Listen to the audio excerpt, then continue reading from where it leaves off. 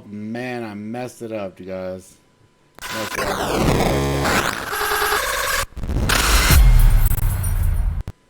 Boom. Welcome to the Sunday STOCKcast, guys. Eventually, I'm gonna get like a producer, someone to help me out with this. It's gonna look super professional. Maybe I could get like a Twitch streamer or something to come in and help me and teach me all this stuff, guys. But welcome to the Sunday STOCKcast. Let me close this blind in here real quick, guys, because then the camera looks all blown out.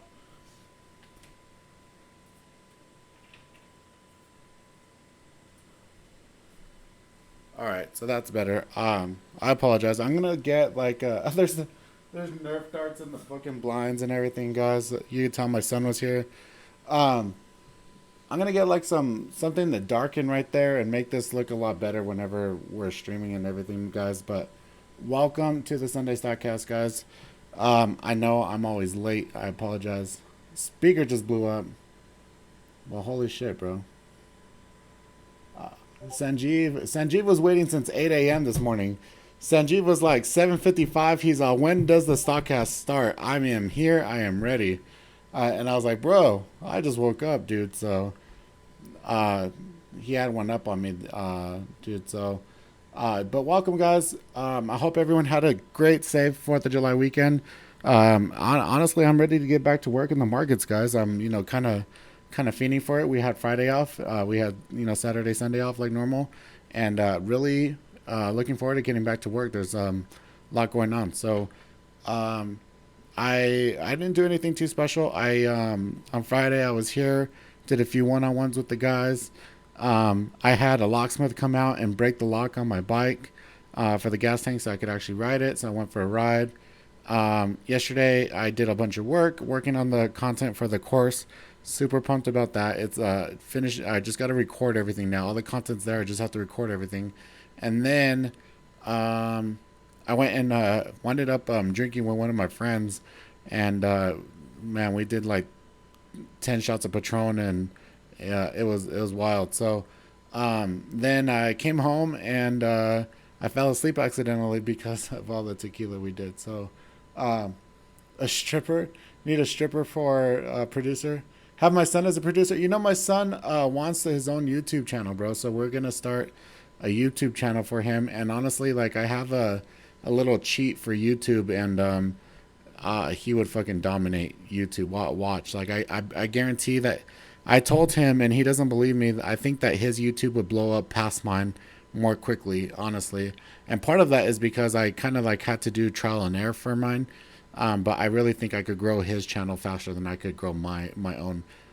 Just because the trading stuff is so niche. It's so down.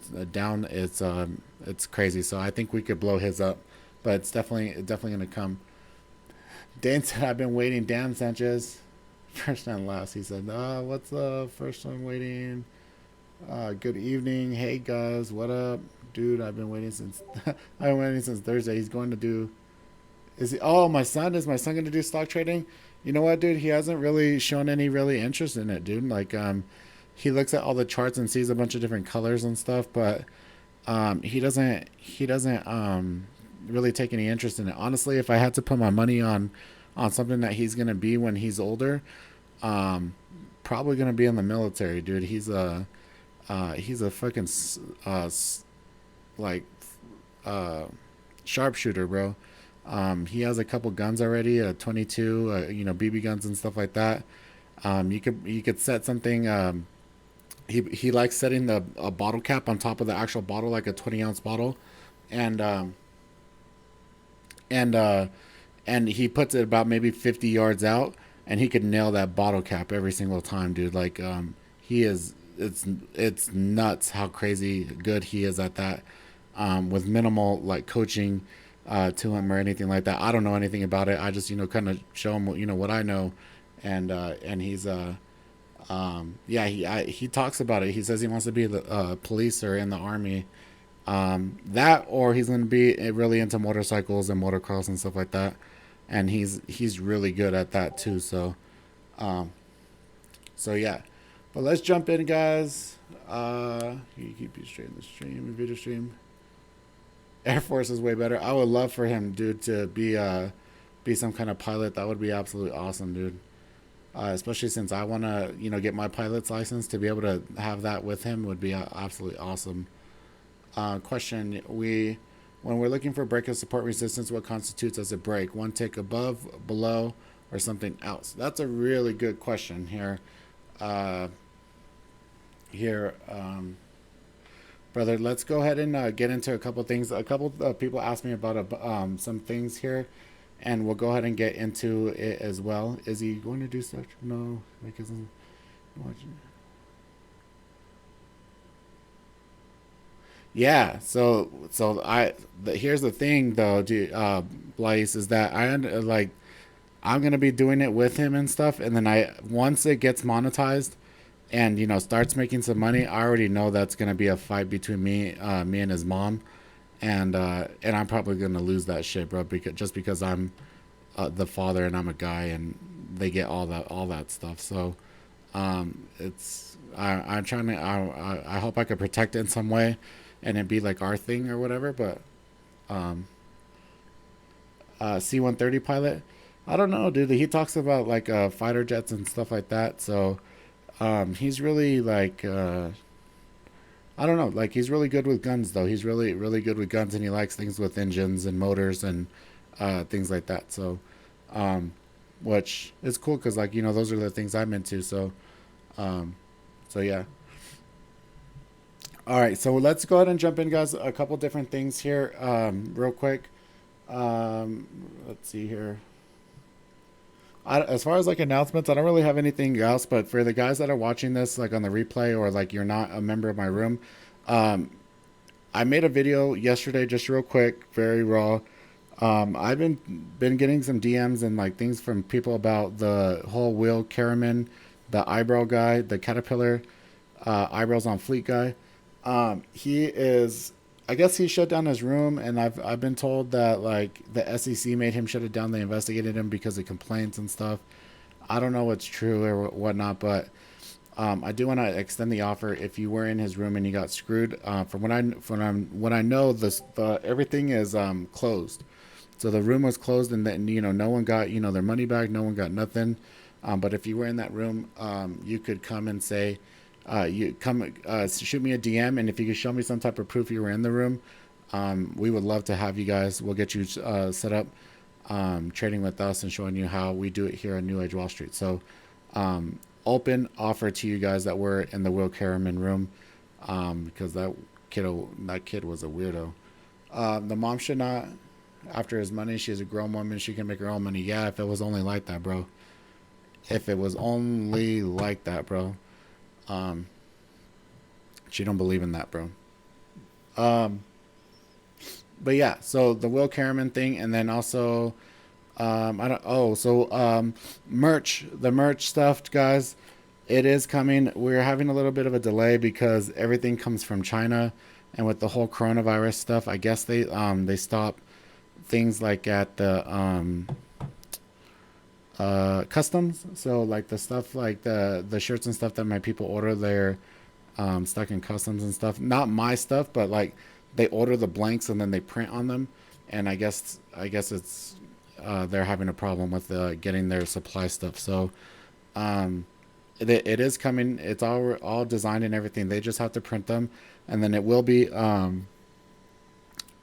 like print on demand, almost like when you put the order in, it'll be made and be sent out to you. So there's no delay or anything like that. Well, I'm trying to make it to be real time. If you order it before like 2 p.m., then it gets sent out the same day. Um, so the merch is coming, guys. And then if I told you guys, if you guys come up with some type of design, I'll pay you for the design, or like a saying that we could put on a shirt. I will definitely pay for you. If you guys want to make it like a competition, whoever designs the coolest one, things like that. So I'm all up for it because my creative side is definitely lacking. I'm more on the logical side. But that's it as far as like announcement things for you guys. So a couple things I want to go over real quick here on the StockCast with you. Let me pull up my Thinkorswim somewhere. I actually have to sign into it, so give me a moment. Um, but yeah, let's see here.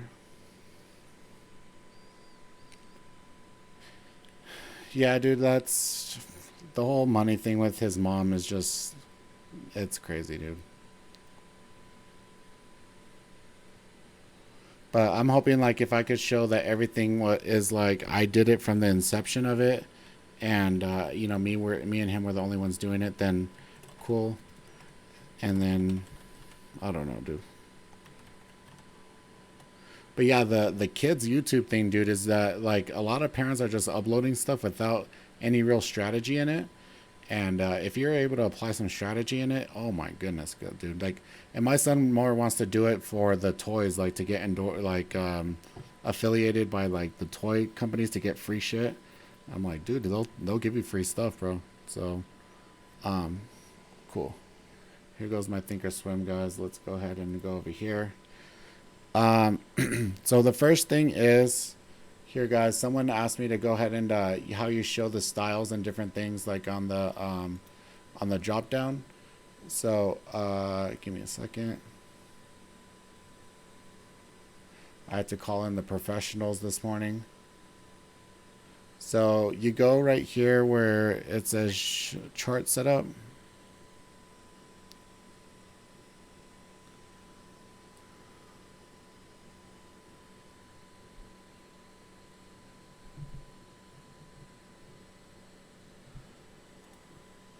Um, he had sent it to me here, guys. So let me see if we're able to do it real quick.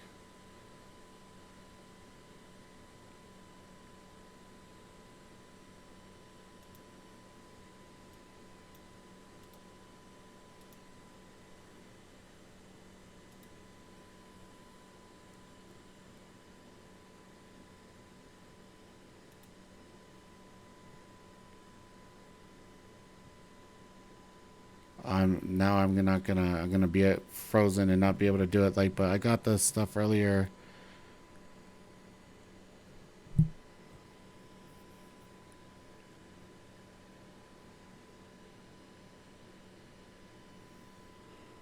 Bottom right, he said. I don't see what he's talking about. Oh, right here.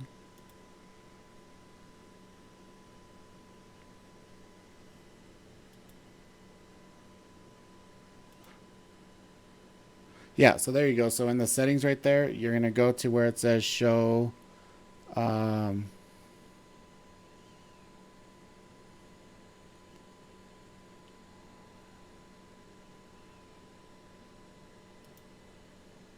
it's somewhere in this one, guys. Show trades.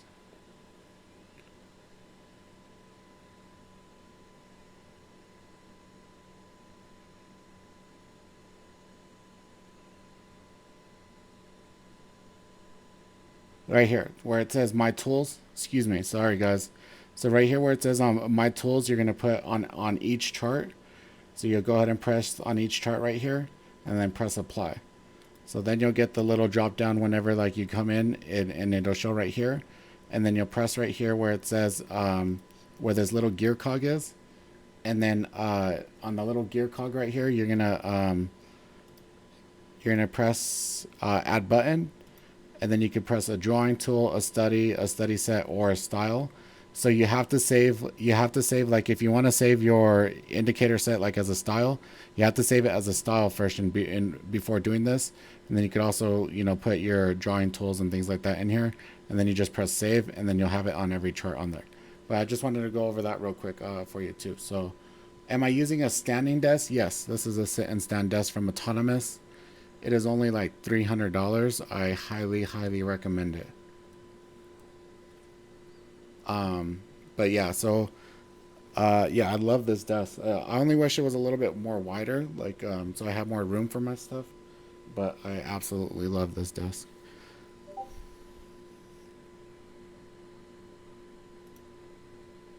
No problem, Sanchez. All right, cool. So that was the first thing I wanted to go over. The second one was real quick. A lot of people have been asking me about. We went over this in my room the other day for my members. So how you get the TTM right here. How you get the TTM right here on the watch list. So basically what you want to do is you open up your watch list, right? Whichever one you want to modify. And then do you have one from Autonomous? or do you have the expensive one? But yeah, I recommend it, especially for traders, for anxiety, things like that. You know, for you to be able to move, and I really like it. So I really like it, and it helps you stay a little bit more. Uh, I mean, if you would say healthy, it's healthier for you to stand every so often. So, um, but here on the watch list, guys, you select the watch list that you want to modify here, and you're gonna put the gear cog right here, and you press customize, and then you're gonna go down right here all the way down to where you have all these custom ones, and then just double click on one, and then you're gonna put dude, I got an itch on my nose. I apologize, guys. Um, you're gonna put custom, and then right here you're gonna name it, you know, whatever you want, squeeze dots, squeezed bars, whatever TTM you're gonna put in, and then make sure that you put it for the 1 minute time frame, the 1 minute time frame right here. And then you're going to put in also, so then you're going to come into the ThinkScript editor, and then you're going to put the code that you need in here as well. So you could actually put like any, you could code this any way that you want. So even if you're working with like a EMA crossover strategy, no, so I'm just going over what some people were asking me here real quick, Jay, and then we're going to get into some other stuff. So then, so then you go into there, and then you post the if you're in my room and you scroll up, the codes are for the TTM are going to be in there. But if you want to just code this, you know, you could code this for an EMA crossover, like if you want to as well. So well, it'll indicate. Oh, Sanchez is on it, bro.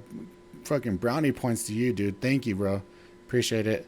So he posted that in our room for the TTM, and then you go in and so like again, if you're trying to do this for like an EMA crossover strategy, it'll actually indicate like if your trigger line is over or under a line. You can make it paint like that, or however you want. You could, you know, have it your watch list, you know, show in here based off of the indicator, the indicators that you want. Thank you for pinning that as well there, Sanchez. So like right here, I have my squeeze dots, squeeze bar, and then that tells me whenever the TTM is in squeeze, and then also the histogram bars here on this end. So like for instance, like if I come over here to the ES, which just opened a little bit ago, we're actually pushing up. So we're actually pushing up here a little bit. Not so much of a gap down here today. So kind of sideways, we'll see what happens. But if say we're to put, you know, ES on our watch list, I don't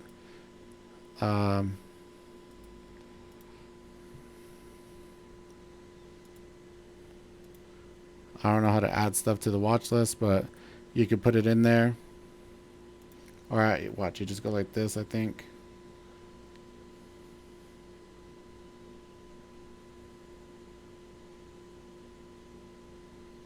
I don't know, but it'll show it right here, and if it what the TTM is based off of on it.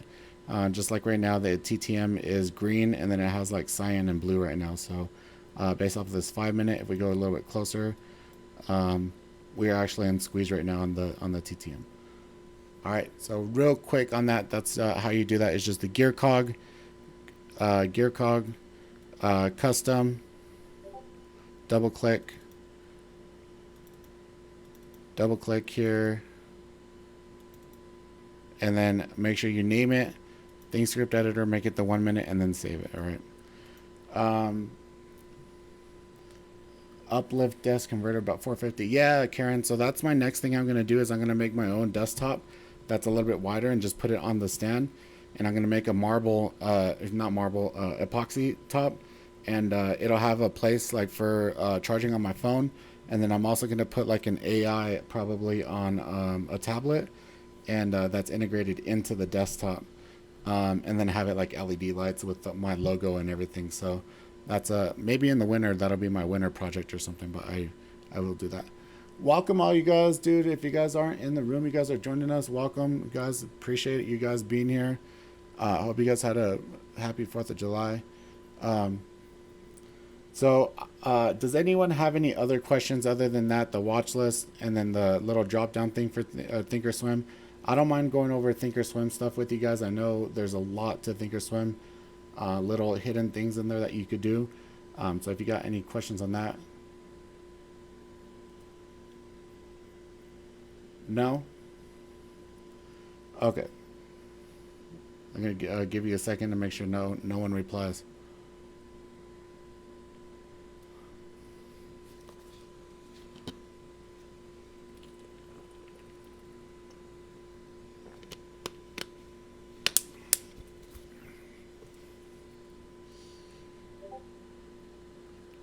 The 10-minute rule, I've been skipping it. That's can I explain a pivot? What where did you say to put the two scripts? So in the thing script, so if you hit the gear cog right here, skip, go to custom, and then right here where this says thing script editor, you'll paste it in here, in this area, and then make sure you rename it and put it to 1 minute, okay? Let me answer some of your questions. So the first one here is we will definitely be going over Amazon and Tesla today. Yes, sir. Uh, I've been getting a lot of this here this week is like, hey, like, what happened to your 10-minute rule? You've kind of been ignoring it and, all this. Let's go over that. So, and you're absolutely right. I have been, kind of, not really playing with it that much this week. But I believe I have good reason. So if we go ahead and we back out here, guys, we had this nice dip here to this 300, right? So we pulled back for a couple of weeks or 2 weeks or something. And we came and tested this 300 right below this 300 as well. I don't think it's FOMO, dude. Like I had my setup. So, I traded my setup every single time. So we've had this really strong market over the last, week. And this is exactly, what you want to see whenever you're playing a dip and rip setup and not having to use that 10-minute rule. So the 10-minute rule is whenever stuff is choppy, you're not really necessarily 100% confident that things are going to stay up. That's when you use that 10-minute rule. But the thing is that the tickers I've been trading have been really, really strong lately, like Tesla. If we come and we, come back, move out, dude, tell me where there's any weakness in here. Come out here to Amazon. Where's there any weakness in here? The other one that I took was Nvidia. Bro, this has been nice over the last week. So, with that strength that we've had over the last week, I was able to, utilize that dip and rip strategy with the strong pre-markets and the prior day trend. And I felt really confident with taking those trades right out of the open. And mitigating my risk, making sure that, I don't go, take a crazy loss or anything like that. But the 10-minute rule is definitely a thing. I think, going into this week, it will be implemented a lot more because I'm a little bit confused as far as on the market, which way we'll go from here. Because we came up here and tested this 315 area, which is definitely support. And now we're at a decision point if we keep on going or we're going to pull back again at this point. So I will probably be implementing my 10-minute rule a lot more this week, especially with how overextended we are on all the tickers that I trade. I don't want to take any chances. So, cool. I hope that makes sense. Been saying ignore it.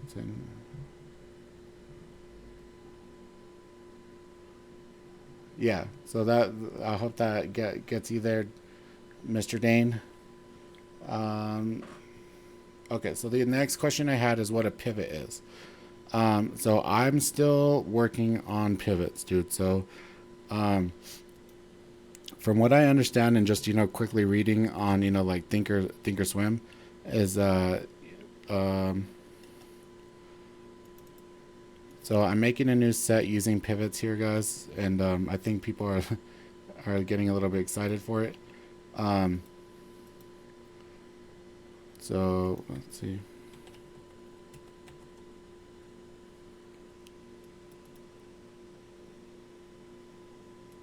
So the way I believe pivot points work is that it takes the high, the low, the open and close of the day, and then it plots a line on here.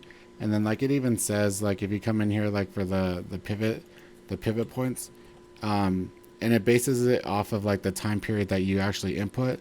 So like if you come right here, it says so order resistance level, support level, and then it gives like a precedence between you know, which ones to plot. So above the pivot point at the distance equal to the trading range of the previous period, and then above the point the distance equal to that between the pivot point and the low period. So it takes the high, low, and close of like the day, and then it plots it out. And these work really good for support and resistance levels, especially like on a bigger time frame. If you come and you like come out here, you can see where they go when you are out of your trades.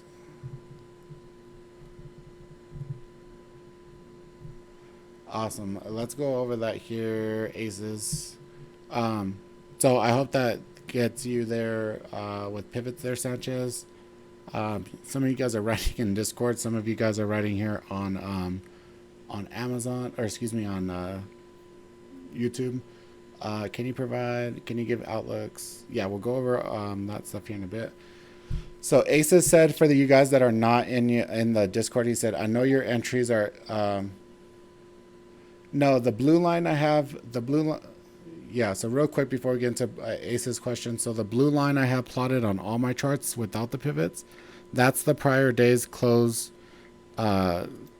price. So that's where we know that the price action is green on the day or negative on the day. So that's going to act as a really good, you know, support resistance level for you to know. And then, you know, sometimes we get some acceleration when we go red to green. And then we have a setup like that here in the room for when it goes red to green. And we could capitalize on that. And it's a good mental thing to have on the chart. So if you go back and you look at it a lot, like in a bunch of different tickers, you could see where like it bounces off of it. Let's see, maybe not Tesla. Someone name a ticker from this week. Roku. So Roku, the one right here, was at this level. You could see where it dropped down. So open right at the same level. It dropped and it touched this first time, and then it had a hard time. You could see the resistance, and then once it got above there, it just fucking went. So it went up when it got above the red to green line. Yes. So Ace's question is, I know your entries and exits are based on setups, but do you ever look at percent gain, percent loss, and let that influence when you are out of your trade? I guess most questions is more on capital preservation. How do you effectively use mental stops without utilizing a conditional order in Thinkorswim, especially when scalping, since the action is so fast? Honestly, like everyone does this a little bit different as far as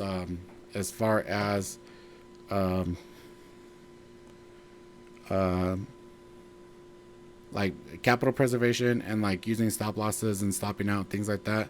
There's people that use, you know, swear on only betting on a percentage of your account.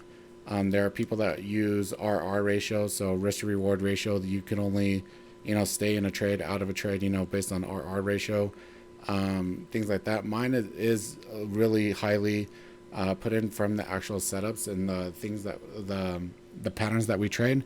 The thing is that I know that, and this is something that I wanted to get into as far as like journaling and stuff here in the STOCKcast today. But I know that my setups and the return are going to be more than 3R. So if I go ahead and I stop out, then and I'm putting my stop in a place that is actually in a place that actually makes sense, right? Because sometimes what happens, right? So like this is actually a setup that I've been showing here over in one-on-ones over the weekend. So this is a nice compression trade here on Roku. So if your stop is just right below this this low right here, right on Roku, and your entry is here on the dips, right? So you're putting your profit target in whenever you're putting this in. So your first profit target is going to be, if you're looking left, right? So your first profit target is going to be the high, this high from the yesterday, and then the pre-market high, right? So if I could draw a line right there.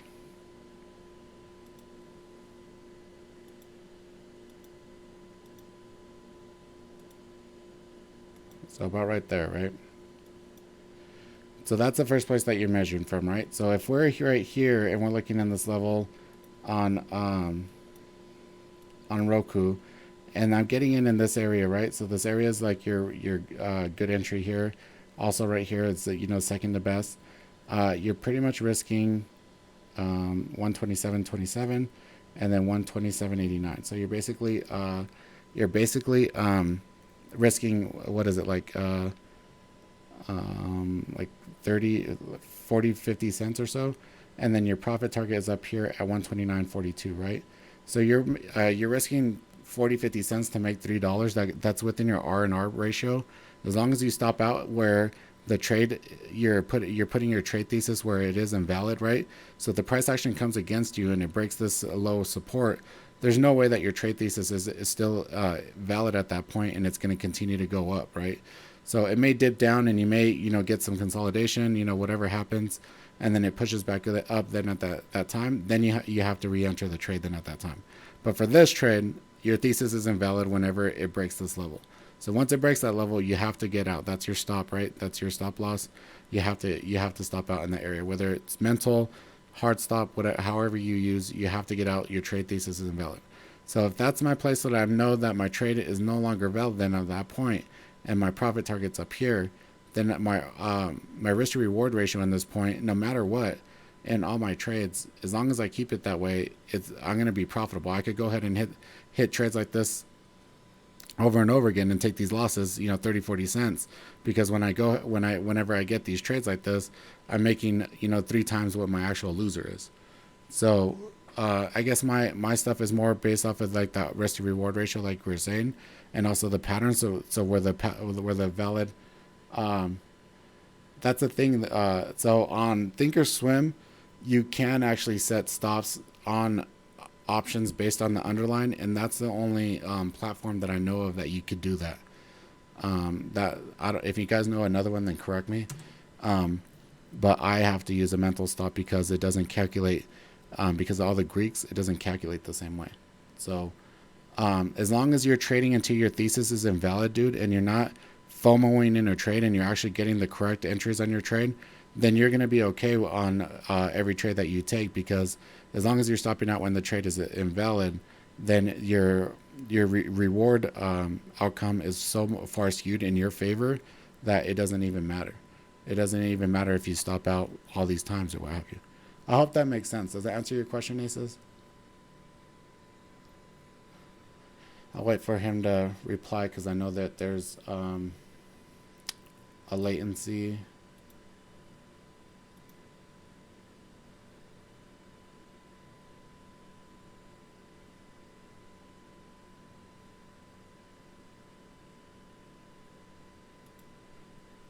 There we go. Sorry, I have my tint on the screen, guys. Gotta save my eyeballs. So there's that. And then real quick, okay, cool. I hope, yeah, no problem, Joe. Sanchez asked how to read CCI. So we use this custom CCI in the room. Probably gonna get hell for this. Someone does not like it. But the CCI measures macro outlook. Basically measures 50 candles back, takes the high, low, close, and square roots it, and plots the cloud. And then I believe the actual bars of it, are half of that, so 25 candles, and that's a little bit more micro. And so the way you trade off of this is when it's more for confirmation and conviction to stay in a trade. So I get a lot of questions like, oh, what time period chart do you like using? Like 1 minute, 2 minute, 5 minute, whatever. Some people use an hour chart, whatever. A lot of people ask me why I like using, the 1 minute. Part of that is because I have my macro outlook here at the bottom, where I don't need to change my chart to a bigger time frame, because I have my macro outlook here, and as long as this stays green and above the center line, then that's indicating to stay in the trade. So the first even indication in order for you to get out is like right here, which is 131 with an entry price on this vertical line here about 126. So that's $6, like 20%, or like 8% on Roku. So that's really good, right? So they're just more for confirmation in order for you to take a trade. So whenever it starts indicating, like, because the arrows are your macro or your micro, micro. Those are where the bars are crossing. So that's starting to tell you, like, okay, maybe we should take some profit. And then once it actually does come with the actual vertical line where the cloud crosses below, then that's your absolute get out then at that point. So, but the thing is then, like, this is measuring 50 candles back, right? So then if you're coming over here to like a 5-minute chart, so this is measuring 55-minute candles back. So then you're actually measuring what, like 50 times 5 is like 500. So 500 candles back. How many times does 60 go into 500? So I just did this math the other day. So it's like 4.5, I think. So each little bit of these is like 4.5 hours or something. You're getting a bigger one if you're 5 minutes. So if you like to trade like on a 5-minute chart, then it's actually giving you a bigger time frame for you to go ahead and stay on, and same thing. So it helps. It definitely helps a lot. But I'm not gonna lie, guys. Just for the actual smoothing out of the candles and not having to see the pullbacks and stuff on the 1 minute, I will change to like a 3-minute and 5-minute chart just to smooth out the candles and help me out on the chart. But I like to get my entries on a 1-minute chart, and then I could check my CCI here, and then if I'm just trying not to get shaken out by like these pullbacks right here, I'll come to like a like a 5-minute chart, and it smooths this out really nice right here on the 5-minute. So and it also helps like for like TTM, and also so like if you get like TTM Keltner dots on a 5-minute, it gives you a bigger indication there when it's on the bigger time frames as well. So that's that on the CCI, and all these indicators you get for free for becoming a member of my room. They're included in your membership. I no additional expense or anything like that. Fucking, there's a spider on the wall. Scared the shit out of me, dude. Little fucking asshole. All right. Okay, yeah, I totally missed your question here. Bro. Yes, I got it. So let's go ahead and go over that. So, let's use Tesla as an example, and then actually analyze Tesla as we go over it, right?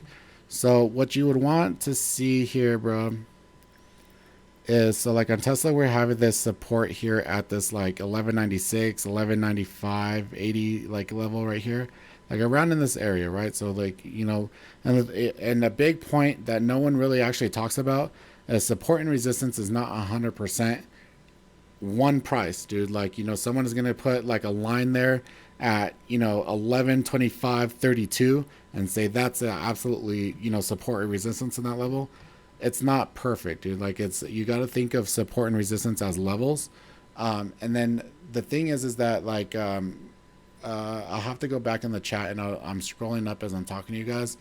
Bookmap actually illustrates this very well. I know that a lot of people don't have Bookmap, but you got to be thinking of support and resistance as a level or an area of interest. So if you have like a level of interest that's at like 1200, there's going to be orders probably at 1201, 1202, and then at 1199 and 1198 as well. It's not just going to be 1200, and then there's everything that's actually in between as well, right? You're crazy if you're thinking that it's just going to be 1200 and then that's it's perfect like that. And that's why you get sometimes where the price action will dip below like a 1200, right? And then it'll get bought up right below that, and then get pushed back up.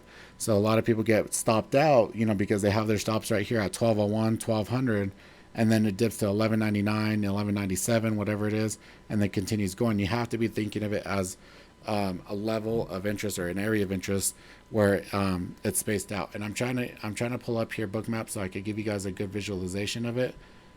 Just give me a second. But as far as to answer the question, as far as like what constitutes a break of support or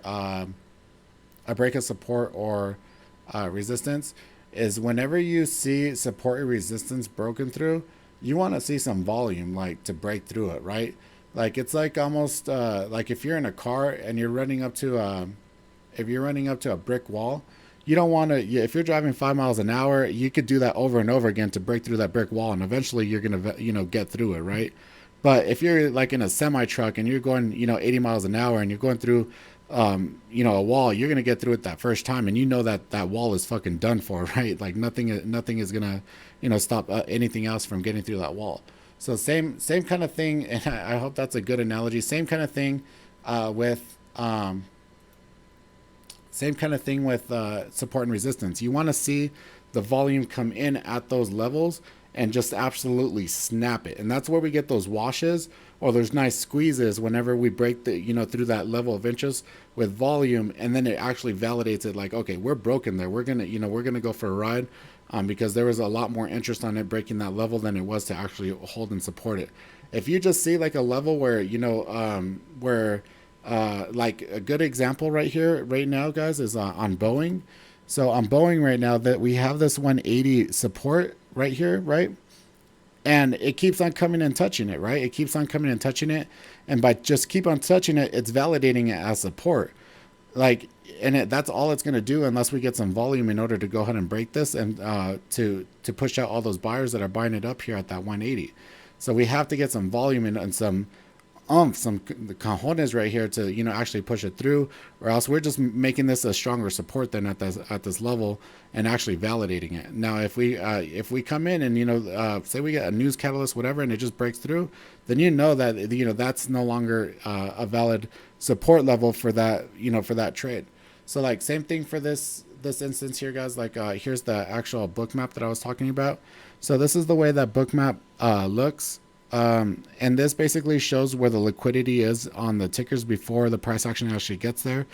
These little beach balls is the price action, and that shows the buying and selling in those areas. So more red equals more selling, more green equals more buying, right? So here is a bunch of buying, here is a bunch of selling, but the buyers were actually able to hold up the price action. But the thing I want you to show, the thing I'm trying to show you guys here is that you see this line right here. It's kind of wide, right? So, and you have all the price action here on the right hand side. This price is this support here is spread out from 1203.27 to 1200 on Tesla on Thursday. So I mean, it's not just a perfect level. There was like a $3 level of all these sellers that are stacked up in this area, and you have to break through all that in order for it to get through. So you have to be thinking of it as an area of interest where it's going to have a hard time, and then it'll get to where it gets through, and then you have a place where that like right below where you're actually identifying the support where it does not make sense anymore. It's irrelevant and invalid. Dates that support once it breaks through that level. So like on this, we're talking about 1200, right? So if it breaks that 1200 and 1199, 1197, then we're going to go for a ride a little bit further down then at that point, if that makes sense. All right. So I got a couple other examples like on this book map.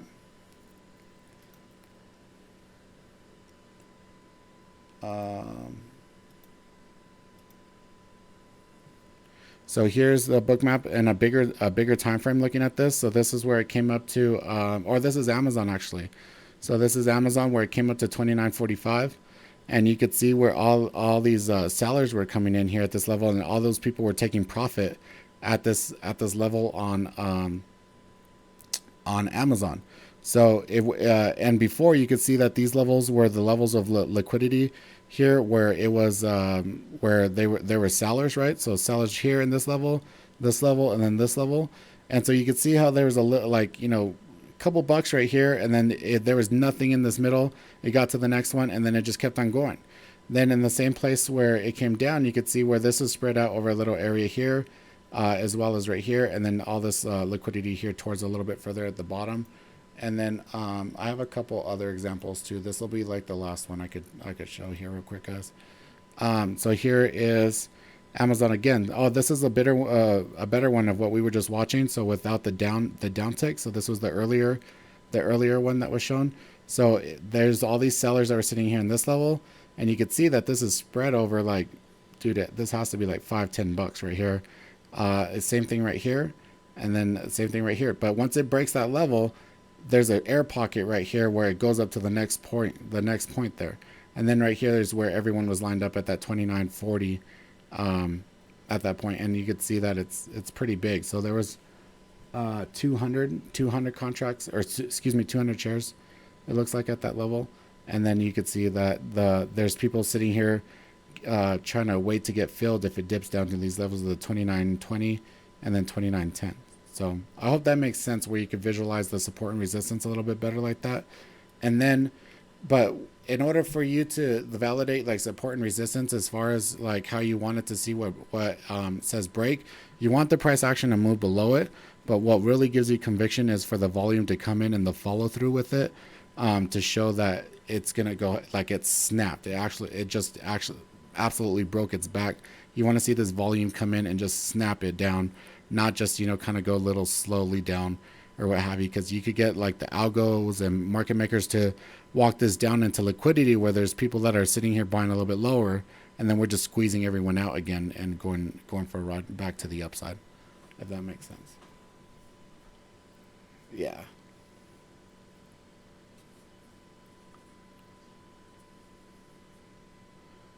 How do I?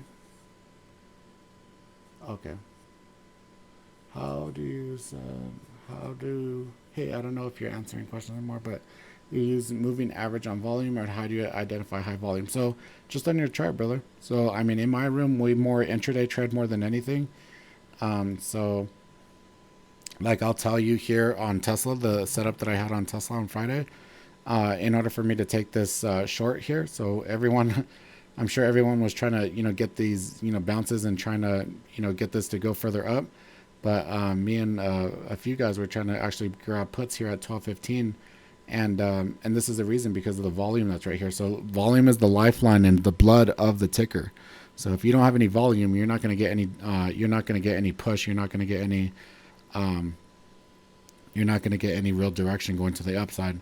You have to have that interest and that demand built in. So you can see here in this area, guys, at the opening, we have high volume on these little pushes right here around this area. And then you could see in this selling area that the actual volume in this selling was higher than where this buying was in the past. And then whenever this started trying to push up right here, if we go a little bit closer right here, whenever this started trying to push up right here, there's no volume in here. There's no volume here to go ahead and match all this at the open, like right here. There's no volume to match this push.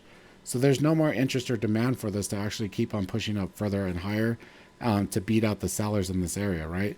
So there was no more volume here in this area. There's no more, you know, no more demand. So I felt really confident here in this area, where at this 12.15 area, that we could start buying some puts and shorting this to go back down. And then I was looking at the, you know, bigger move. You know, we're looking at this big move here, where there's an air pocket below this 1185 or so, all the way back down to 1140. So that's what we're looking at for this week. So I'm drooling over this to happen this week. But the so that's where I was trying to catch, you know, the bigger move like that. But then once you start seeing the selling come in, right? So you see all this volume in the selling that started coming in a lot more whenever this started coming back down. There was definitely a lot more interest in the selling than there was on this little push up. So so that's what gave me the confidence there in order to take that trade, whenever, or to just identify, you know, high volume. It's just looking at the levels right here on the levels.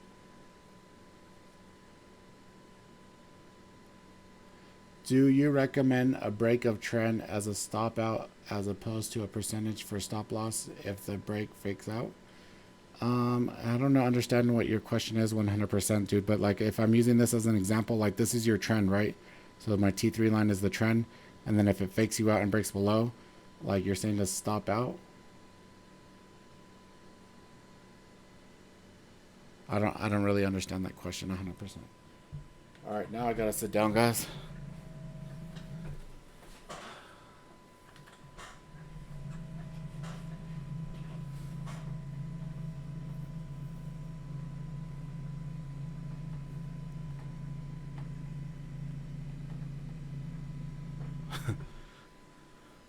All right. Cool. Cool.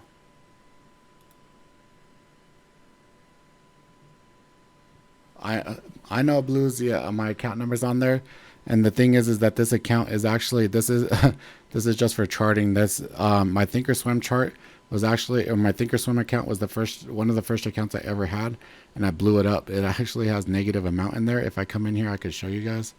It's just a cool reminder to have in here. You know how far I came from.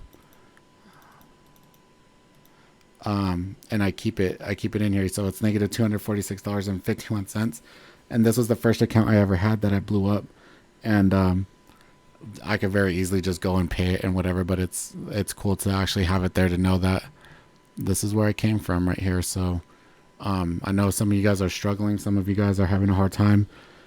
I went through the same exact thing that you guys did, guys. So by all means, this is my account number right here. If you want to go and put the money in there to go ahead and take care of that, by all means, but no one else is gonna it's no big deal, so whatever. No worries. Do you recommend a break of trend? I don't know, can you reword your question for me, brother, please?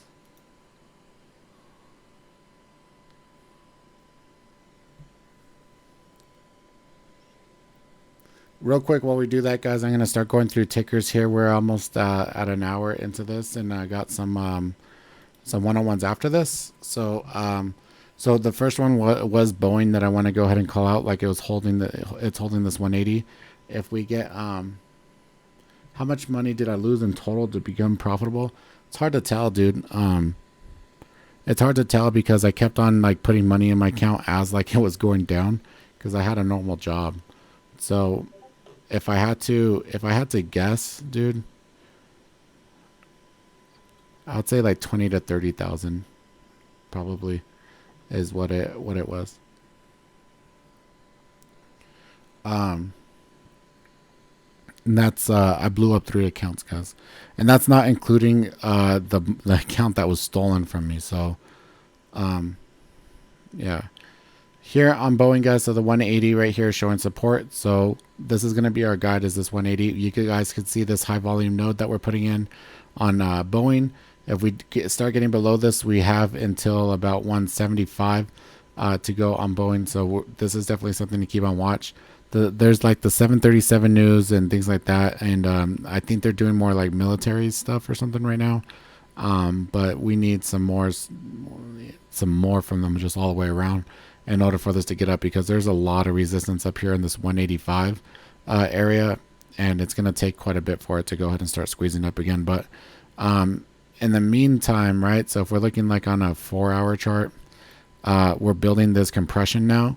So you see the TTM right here, and then we could even get the dip to 170 or so and continue to go overall to start squeezing up, but we got to make a move there. That's on watch. The Tesla, dude, yeah, bro, like you guys, I know a lot of you guys are struggling, man. I know a lot of you guys are wanting to get this, you know, you guys are frustrated, you know, things like that. And eventually, and I'll just talk about it real quick. Eventually you get like a light bulb. Like you go through your charts, you go through your journals, you go through everything, and you realize you freaking know how to trade. You know how to extract money from the market. It's just you need to keep the money you extract from the market, and the only thing that's holding yourself back from that is yourself. It's not the knowledge. It's not anything that you're lacking, you know, like as far as knowledge wise, it's yourself, you know, stopping out, holding on to your winners, and things like that. That's just the discipline part of it that comes in. And then you get consistent.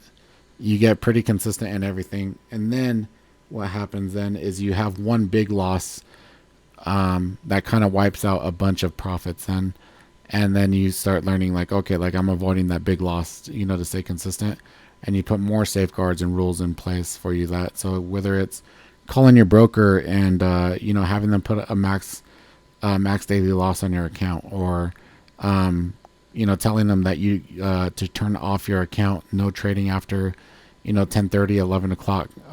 You know, I know that we talked about that with a couple of people, Any type of safeguard or nanny you could put on yourself, guys, do it. You'll thank yourself later. You'll be frustrated at the time, but you'll thank yourself later. Should I stop out on a break of trend if I enter on flow algo? I normally take a 20% stop loss, but I see where the so if you're just taking trades off of flow algo, you can't do that, bro. So like sometimes, like if we're taking flow algo, right, when we're seeing a bunch of flow coming in for a ticker, you know, 3, 4, 5 sweeps on the same ticker, like within minutes, you know, 2, 3, 4, 5 minutes. You know, we come over to a ticker and we see that it's already up. Like one this week was that ON, or what was the other one? There was one that was also like a semiconductor company that ran up. But a lot of what'll happen is a flow algo comes in and it's already running up. You can't just take the trade off of the flow algo. You got to have the technical reasons in order to get in as well, or maybe even, you know, some type of catalyst and things like that. And you could wait for a pullback, dude. You could wait for a pullback and wait for that, you know, like if you get that trend break, like you're saying, in compression, to re-enter the trade and for it to continue further up. Like one of them was like Facebook this last week. If we're going like a couple days back, I don't think you'll be able to see it. Nio, was it right here? MU? No, it wasn't MU. It was another one, dude. I had never heard of it before. But if the flow algo went off in this area, bro, you can't FOMO into this already on the trend up like this. You know what I mean? Even if we're looking at this like on a 1 minute chart. So this is gone without you, dude. Like, you know what I mean? There's no setup right here. But if you come into this area, right, and this is being walked down and you get all this, you know, TTM squeeze, these dots, you have your fib line right here as support, then absolutely, then you could go ahead and, you know, start adding in here in this area. And then, I mean, you still get to make a little bit here into the close. So like it's like 30 cents. But this move right here is, you can't FOMO into it just based off of the flow algo. So and that's why, you know, as far as like stop losses on percentages and stuff like that, it just to me, dude, like it never really worked, because then you're either stopping out and then the ticker moves without you once you stop out, and then you're even more frustrated, especially like if you have a cash account or you're under PDT, you have limited funds like a pattern day trader rule as well, then you just screwed yourself out of that trade. You know what I mean? And so so for me, like as far as taking percentages, I don't do that. I really want a confirmation that the trend is going to reverse. And so whenever like I'm trying to get out of a trade, I'm looking for 3 indications to get out, whether it be like, you know, these lime green candles, a MACD cross, and then, you know, my TTM going from cyan to blue. Then cool, 3 things, you know, maybe we're at resistance, right? We're at resistance is one of them. You know, maybe the volume is dying off, you know, you're getting some divergence in the volume, right? 3 indications to get out of the trade when it's relevant.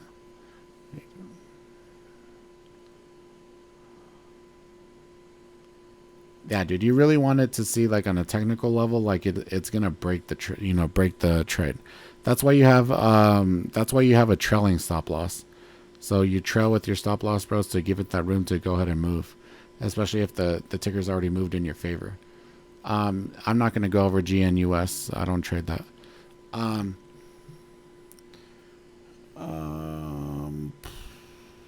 So we did Boeing. Exactly, dude. More evidence of confluence and a level for you to have to get out of a trade, and then you could go ahead and get out, right? No, I absolutely, like, you know, I could get out on a 1 minute, dude. You know, if I'm seeing stuff on a 1 minute, like already on a pullback, bro, like, you know, that I can't necessarily see on a 5 minute, then absolutely, like, I'll just get out. And the thing is that you'll never go broke taking profits, guys. Like, especially, you know, if you have your stops in place the way that they should be, and you have a relevant price point, yeah, I mean, we're not always going to nail these huge moves, like this, or even like, you know, Amazon. On Amazon, the day, what was it, like Monday or Tuesday, you guys traded it with me. I got out here like at 2770 or something, or 2785 was my yeah, 2785 was my profit point on Amazon this day. And it went another freaking like 50 to like, I don't know how very many points, another 100 points it went. Like, I mean, we're not going to nail these trades, you know, front, back, left to right every single time, guys. But as long as you're putting your profit target in a relevant place, and you have your risk mitigated and managed, you're going to be profitable and you're going to be all right. So you're not going to go broke taking profit. And in this trade, like, you know, my profit target was the all-time highs. And I mean, it got to the all-time highs and it just kept chugging, bro. So I just had to watch it.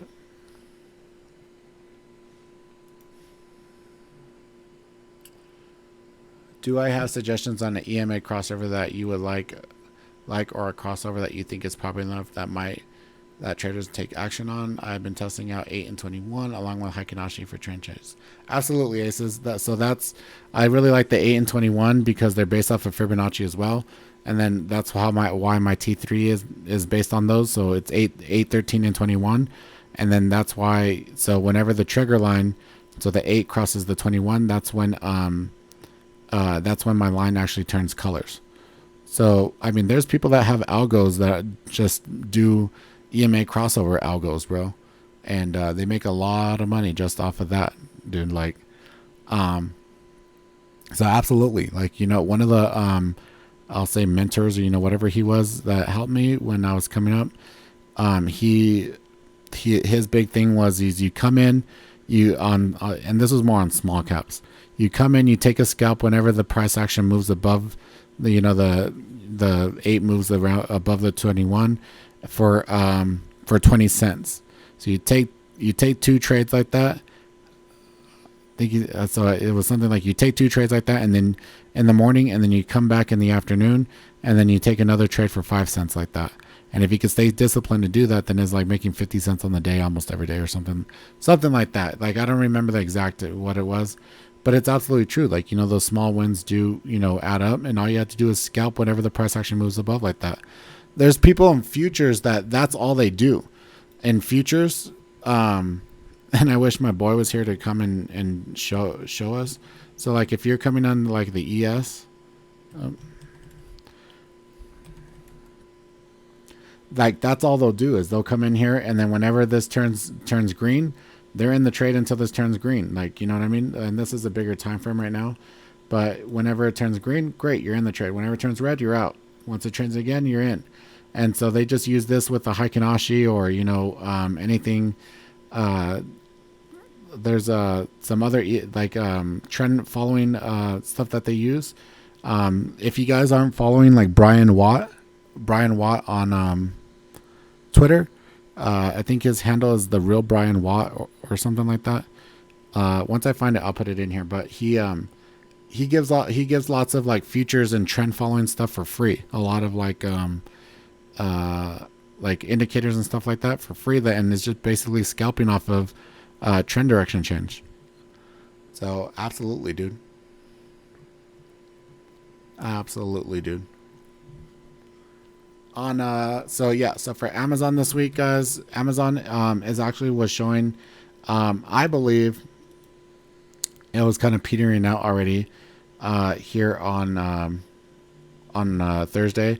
And then if you come in here on this chart, people in futures are crazy. Why do you think they're crazy, dude?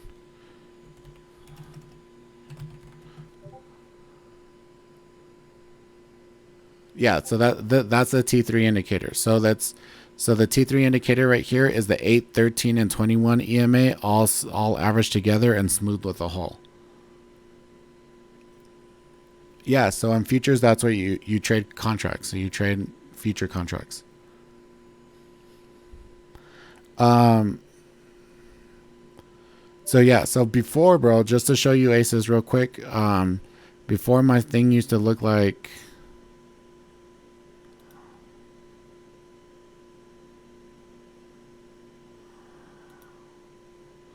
this. So this is my old setup, bro. This is the way I used to trade old school. So this is just the 8, 13, 21 again with the VWAP. And instead of having all these different color lines, bro, and making it all ugly, I was like, hey, can you just make me one freaking line with all of these all together and make it, indicate when it's actually crossing below? And that's what we did. So we coded just one line for it instead of having 3 of them, because this was bullshit having all these lines all over the damn place, dude. So, cool.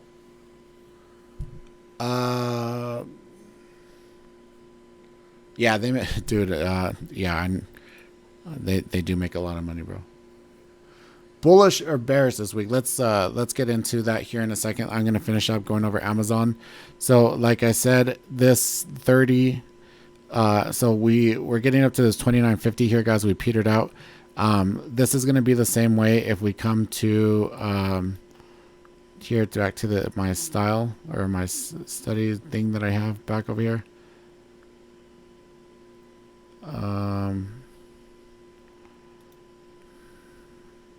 Here it is. So if we come back over here, guys, so we're at this price action right here at this 28.62, right? So a little bit below there is the high volume node, and then we kind of got this this pocket back down to 2800. So it's same thing that we're kind of looking for here on Tesla. So I'm trying to go ahead and fill this gap in here in Tesla right here. So once we break this 1185 to 1175, then we got all the way back down to 1140 or so as a freaking gap. This is huge money right here to go ahead and get this. So I know, so I was talking to someone, they already have puts on this. If they fucking hit them, dude, like I'm gonna be so pumped for them if they do hit them. But this is what I'm kind of looking at on these, since these are overextended and they have such a big gap and no volume in these areas. If they break those, I'm buying puts in those areas. If they hold them, I'm pretty much may stay out of it, guys. It's like I said, it's way overextended. I may take some quick nail and bill trades, but nothing too crazy, because we are, on Amazon we're $1,000 up on on Tesla, we're hundreds of dollars up. On Amazon we're thousands of dollars up. So we'll just let it do its thing, bro. And we went over Boeing already. And then here on the SPY, guys, so overall, for the market, we talked already for this 315 level, and we're back right here at the same level, guys. So where the hell is my damn drawing tools? So back right here in this area right here, this 315, 317 area is going to be resistance. And then back up here to 318 to 319 and 20. So we may break that, try to break that resistance here this week. You can see it's a little bit lower volume. There's a gap there to go ahead and test. But if we can't break that, we'll come back down and test 300 again. I believe the 200 EMA is towards 301 right now, right? So, yeah. That's the plan so far for this week. So, what is the red to green line? T3? Yeah, so that's the T3, bro. The red and green line. For buyers only, Realty, St. Augustine, St. John's, Puente Verda. That's a heck of a name. What's the indicator that you use for the colored candlesticks? That's MFI, bro.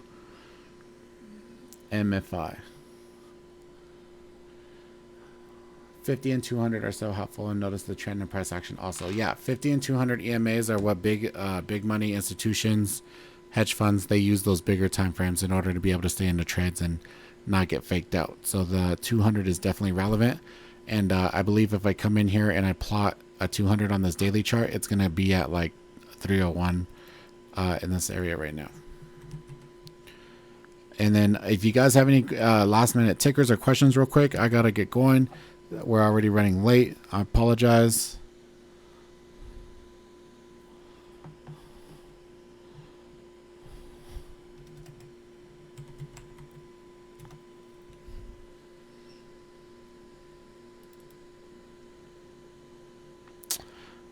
I do want to go over journaling though, guys. So next week I'm going to go over journaling on the thing, and I have to make a Trader Sync video.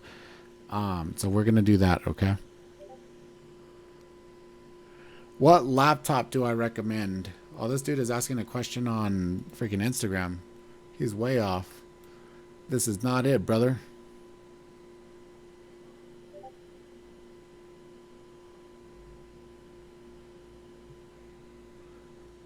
I don't know if that's one of you guys. I don't know if that's one of you guys on Instagram, but for computer stuff, guys, anything Republic of Gamers, Asus, their customer service has been awesome, and I beat the shit out of my computer rendering videos, trading with multiple screens and everything like that. I'm trading off a laptop, bro, and it's just plugged into everything. So, and it's been a fucking trooper, guys. Like, I really love it. I have a tower that's built. I just have to go meet the guy, and he's really finicky because he has a newborn baby with the whole coronavirus. But I have one that's it's a Ryzen 5 with 32 gigabytes and then two 1080 cards, and that's all I'll need probably for the foreseeable future. So, but that's also Asus. The motherboard on that is Asus as well that I did. Republic of Gamers on my tower that I built. I freaking love it, dude. Everything Asus Republic of Gamers is absolutely nice. Little bit pricey, bro, but you're gonna get what you pay for in that investment. Watch list for the coming week, or will we have? Yeah, dude, we'll always be live before 9 a.m. in the room, Jay. And then I'm gonna work on the email. If you're subscribed to the email list for the watch list, I'll work on it after this. And I know it'll be a little bit late, but I will have it out to you guys tonight. Airline and bank tickers in the short term. I think they're kind of screwed at this point, bro. Oh, did you guys see the whole thing with Warren Buffett? Bought Dominion Energy and stuff. That's pretty awesome, bro. Someone should go write Dave Portnoy and say, where's his acquisition? Where's his 10 billion acquisition? Someone should go flex. Warren Buffett should flex on him up for that. I thought that was funny as hell. Airlines, dude. I wanted to play this whenever we got this squeeze up, and now we're back down, and all this is bullshit, bro. Like, in my opinion, like, dude, with the whole second wave thing coming and, coronavirus and stuff. Oh, they may announce stimulus checks and stuff, stimulus this week, guys. So that may be pretty good bullish news too. But this one right here in United is pretty nice. This cup and handle. I like this here for it to come up to 39.25 from where it's at. But I don't like playing any of this, dude. It's bullshit, bro. Yeah, dude. I think Warren Buffett should flex on him. Maybe he's like, "Yo, where's your $10 billion acquisition?" The fuck. Yeah, dude. BAC. So I saw some flow on BAC the other day, bro. So BAC, I really like in the long term, dude. I actually wanted to buy this, when we dipped down and, to hold for a long term. I didn't get a chance, dude. But I don't really play these, dude. I don't feel comfortable giving advice or, talking about these ones. I don't really trade them, bro. I apologize. Are you bullish or bearish for the week? So I think I answered that as far as the direction on if then. So your trading you should have a plan for both ways, guys. You can't just have a bias to one way. That's one thing I like to teach into my room is to be money biased. Have a plan for both ways. If it comes here, I'm going to react like this. If it comes to this point, I'm going to react like this. So then we're ready both ways. Cool. All right, guys. I freaking love you guys. Thank you guys for tuning in. We got 30 viewers here this week, so pretty awesome. I appreciate you guys being here. If you could leave me a like on the video so more people could actually go and see it, I'd absolutely appreciate it. Like I said, if you got to this point and you weren't watching in the beginning, if you're part of Will Cameron's room, come and send me a DM. I will help you out with some education and stuff like that because you guys got totally freaking screwed. And I will have the watch list here out later on in an hour or two. And do I trade an AMD? No, this chart is fucking ugly on AMD, bro. I don't like it, bro. And I'm not trying to be rude here, Jay. Like at all. I'm sorry if it's coming off as being rude. But this ticker is just really super frustrating, dude. Like where it hasn't done anything in like months. Maybe I'm exaggerating, but oh, Baba was a good one too. Someone brought up Baba, dude. Baba's a good one too. Right here, we have a little gap, where it gapped up here, and we could actually gap back down, and we'll see what we got. We got this resistance overhead here at this 225-ish level, so we may fill this gap back at the bottom. Just to let you know that. But real quick here on AMD, real quick, 1 second.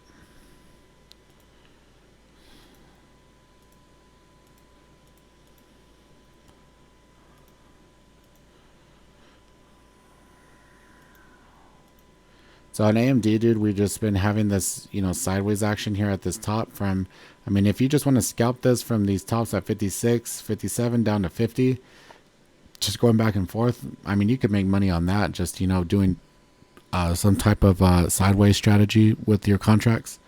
But yeah, dude, I don't, I mean, you go and you look at other semiconductors, MU, and we talked about this, I think, in other STOCKcast, last week and the week before. This has a nice trend. If you come into Nvidia, this has an awesome trend. That other ticker that is a semiconductor one, I can't for the life of me remember what it is right now. That one has a nice trend. AMD is the only one that's been stupid, and I actually like it as a company, but to trade right now, it's stupid. So just leave it alone, bro. You're asking for headaches. Um, Oh, I was showing you the screen, dude, and I have the thing on my face, bro. But I think you get my point. Any last minute things, guys? I gotta run. Miss Blues Girl is probably upset with me.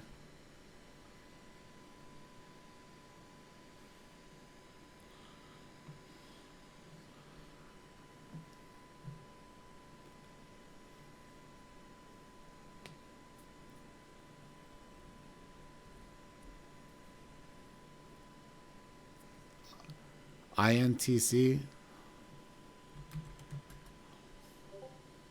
No, it wasn't. It wasn't this one.